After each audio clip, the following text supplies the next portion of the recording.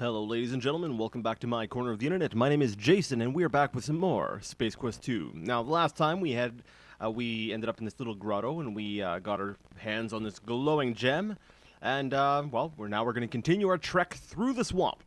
So I guess, yeah, we can just walk down into the pool, and once again, do not forget to take a deep breath. All right, so let's swim out of here. He swims hilariously. He's like, I don't even know what kind of swimming that is. Is that like, it's not a dog paddle. It's a. I'm gonna call. I really don't know. I don't know. It's underwater dancing. Kind of. I don't know. All right, so we go up and swim here. You know, some of these puzzles they look really difficult, but I'm actually very proud of the fact that I actually solved these without using a hint guide or anything. So it was quite an achievement for me. So this is actually this game here, this particular installment, actually does have a very special part in my special place in my heart. Okay. Because growing up, I had Space Quest 1. And then sometime later, I ended up getting Space Quest 4, and the graphical jump was quite the leap, as you'll see if I get to Space Quest 4, and if I do decide to do a Let's Play of it. All right, so we are now out of the swamp, so let's take a look around here. Take a roundeth. Look aroundeth. Wait. Backslash equals TH. Okay, that's cool. So you're in a lightly forested area. A large fissure nearby seems to lead straight down. Alright, so there's a very good chance that if I walk off the edge, I will die. So let's actually make a save game here. Let's call it For Science. And the thing here about Space Quest games is there was no thud. You smoothly step off the edge of the fissure. Gravity has its way with you, and you are sucked into the depths of the fissure at a very high rate of speed. Needless to say, you hit the bottom, and your mortal remains are redimensioned to the point where life is no longer an option. Will you never learn?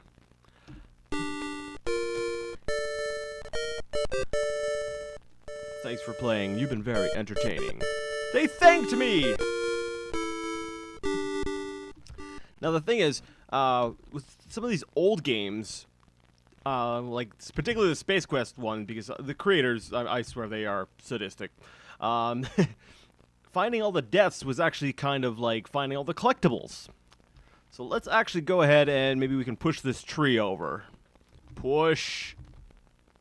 Trunk? It's kind of a push. Tree. That would advance the game in no way. Look at log.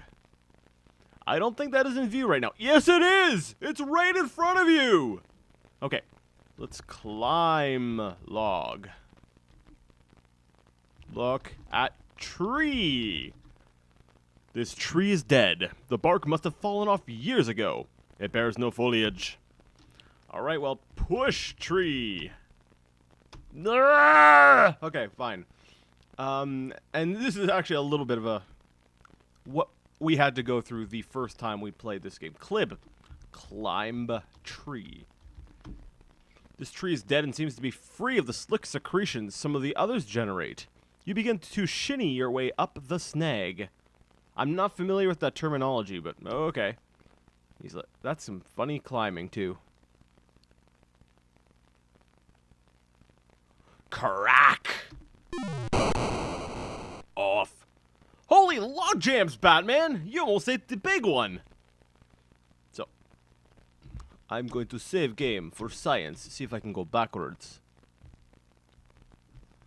Climb on log. Oh, cool, I can go back. You know, I've never tried going back before. which is really handy because these games here, like you're seeing a playthrough that's pretty, we'll say, linear. Because I know where to go. But, back in the day when, we got these games, there was a lot of backtracking. We had to figure out these puzzles. Like, we didn't know where to go. It's like, all right, let's go back here. No, I forgot an item back here. Let's go over here. Let's go there. Back here. Whoa, and I'm stuck. Yikes! You've been snared. Suspended above the ground. You are unable to move freely. Okay, die. Can I die? No, not right now. You can't die right now! Alright. Live! Oh, not right now. Well, that leaves me in an odd predicament. Struggle. Not right now. After a while, the cerebral fireworks begin. Capillaries begin to burst under the strain. You pass out. Once again, time passes. And then, some more time passes. While unconscious, you have the strangest of dreams. You imagine that your name is Larry. You are wearing something known as a leisure suit. Quotation marks. Apparently made of 100% synthetic materials and proven to generate large amounts of static electricity. It's true, I hate those materials. Seriously? Cotton, I love... anyways. While prowling a locale known as the Land of the Lounge Lizards, you spend your time badgering women of the area to participate in bizarre mating rituals, such as... Just then, consciousness begins to creep in. So, around the same time, that's when, the Leisure Suit Larry series was being put out by Sierra, so there's a bit of a plug there. Not a big fan of the Leisure Suit Larry series, but it's always cool to see when, especially the two guys from Andromeda like to break the fourth wall a bit there. So your head begins to clear, and you realize that you have been imprisoned. Your captor appears to be that large oaf sitting near the fire. I'm going to save because I'm going to try some crazy stuff for science. So let's see here. Look at oaf. The hunter looks hungry. Look at cage. The cage is made of some very hard branches. They might as well be welded steel bars. Okay. So I need to think of a way to get past him. And if I recall correctly, I'm supposed to I'm supposed to annoy him. Do I have anything that can help me annoy him? I have a dialect translator. I have a keycard, a whistle, spore, supporter. Translate. I have a translator? Look at translator. Translator. Go home, Jason, you're drunk. The dialect translator is a small device. It is on. Okay, so I can talk to alien. So, yell at hunter. He seems to ignore me. Yell at hunter again. Oh, he's looking at me. He's looking at me. The hunter stands and takes a long look in your direction. His face, though strange in its own right, bears an expression one might see on a freak show patron. He moves closer. All right. I'm not sure what I'm going to do. I'm going to move over here to the back of the cage. You can't get me. He's just staring at me.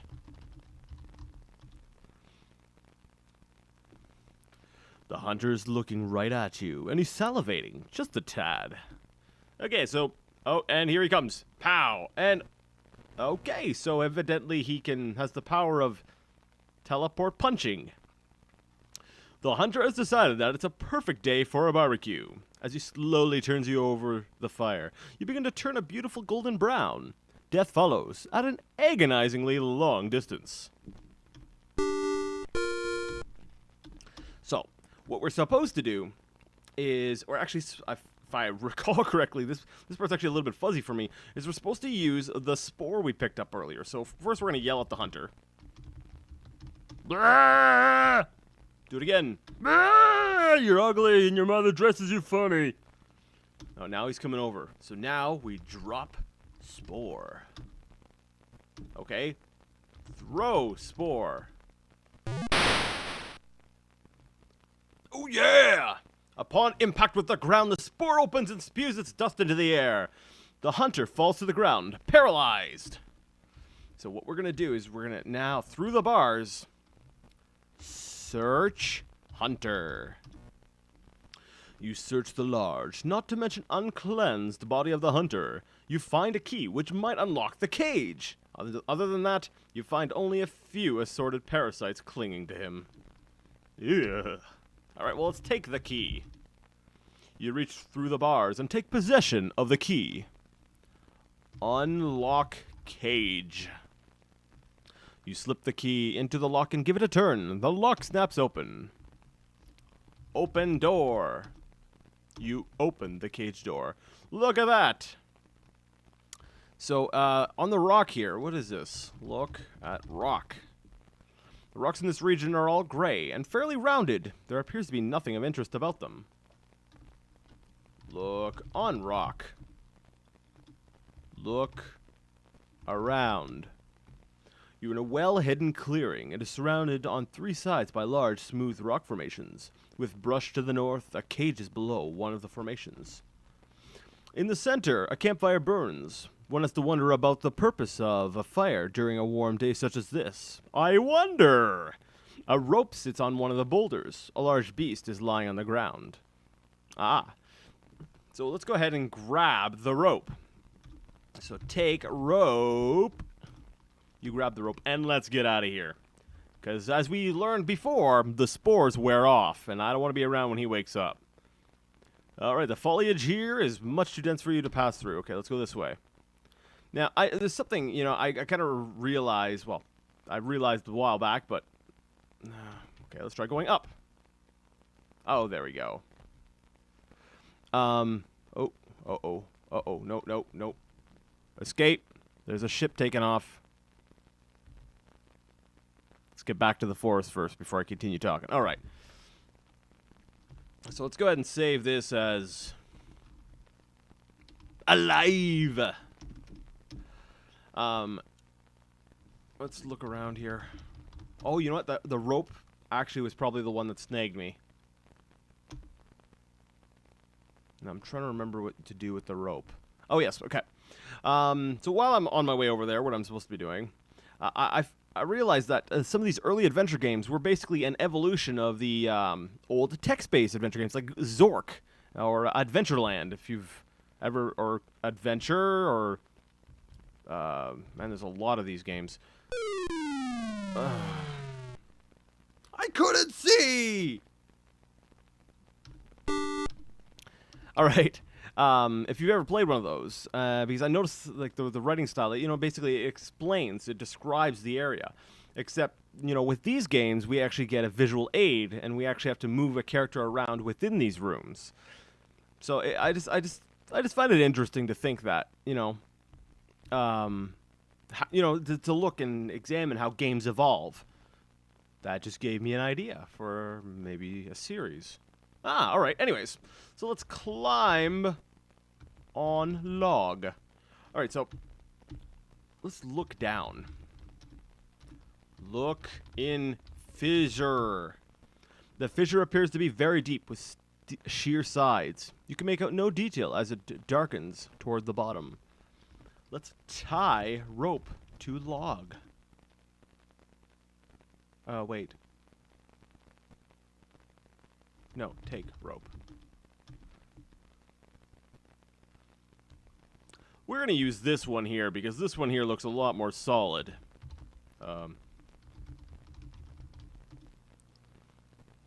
You are not near a good place. I'm right here. Maybe to tree? Stump. Okay. Tie a rope to stump. What? Yes, I am. There we go. Alright, so, let's climb down rope. What do you mean I can't do it from here? Okay, so climb on log. Climb down rope.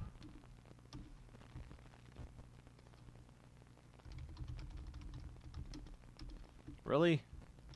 There we go. Alright. You head over the edge and down the rope. Ah. You are in a sheer-sided gorge, suspended on a rope between the two rock faces. There is a mammoth member of the local fauna to the right. It looks to be in constant need of nourishment. Hence the look being cast to you. Being cast to you? Being cast towards you. At you? I don't know, maybe it's... Alright. So F6 to release grip on rope. Well, if I did that right now, I'd just fall. No. What we're going to do is, I think that looks like a cave off to the side. So what we're going to do is swing rope. You need to be further down the rope to cause a good swing. Okay, let's climb down. And off we go.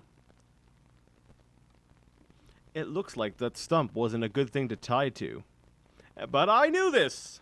I did this on purpose to show you as many possible deaths. Because like I said, it's like achievement hunting. You've got to find all the different ways to kill yourself. It's like Dwarf Fortress. Losing is fun.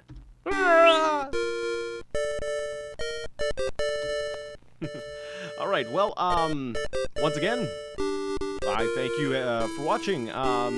Next episode, I'll just start off tying the rope off to the log rather than the stump, and I'll show you the next part of the game. So, I hope you've had fun watching the video, and until next time, game on.